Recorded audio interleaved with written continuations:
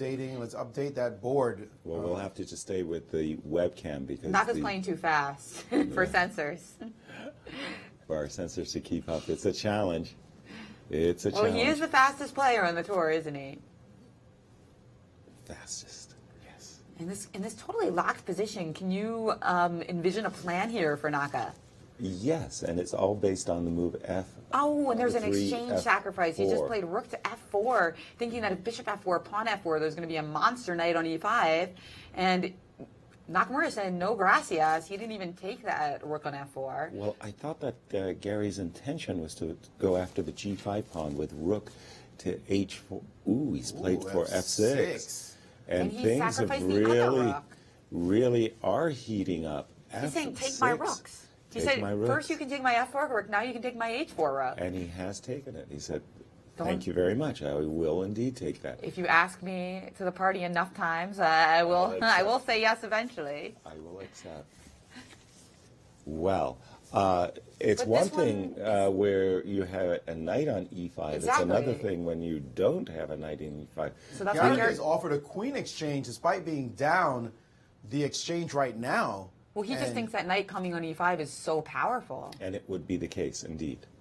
Remember, there's an A4 pawn as well in the position. So he's taken time out to play king to B7. And king to C7. But he's ready to play knight E5, and we're going to be pressuring your C4 pawn and your A4 pawn. But it looks like Garry is waiting to play knight E5. Well, the pawn on B6 is under attack perpetually. How do you make progress? That's true. Well, rook G5, threatening to play rook G2 check. Bishop F1 seems like an automatic.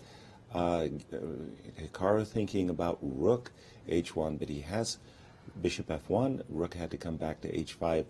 How does white make progress? It's only based on the move E5, but I don't see why that would work. Rook takes E5.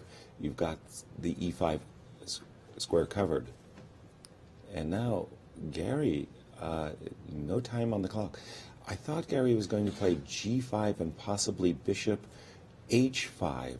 Where is that king going? Where is that white king going right now? He's made some triangulating maneuvers, and the bishop back on E2. What does this do? He's just trying to Knight make... E5, that's the big move. Well, okay, Garry's finally got his knight on the most beautiful square he could possibly ever imagine.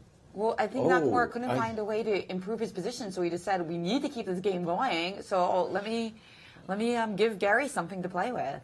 Well, I would have thought that Garry's just playing for a draw and saying, and now, I've got a complete blockade. And now the pawn has guarded, the king has guarded the pawn on A4, but he doesn't seem to be able to get his king, to his rook, that's the piece I'm looking for, to get in the game. How do you do it? And now he's playing. He's offered an exchange. No way. Whoa, what is this? That was huge. What did he just do? And now F4 is hanging. Well, no, but it's good knight versus really rotten bishop here. Really bad bishop. Really rotten bishop. I don't think Naka wanted to trade rooks there, but it was Oh forced. my gosh. If black ever gets to play king E5 and knight G5 in the go, Naka was just in time to stop him.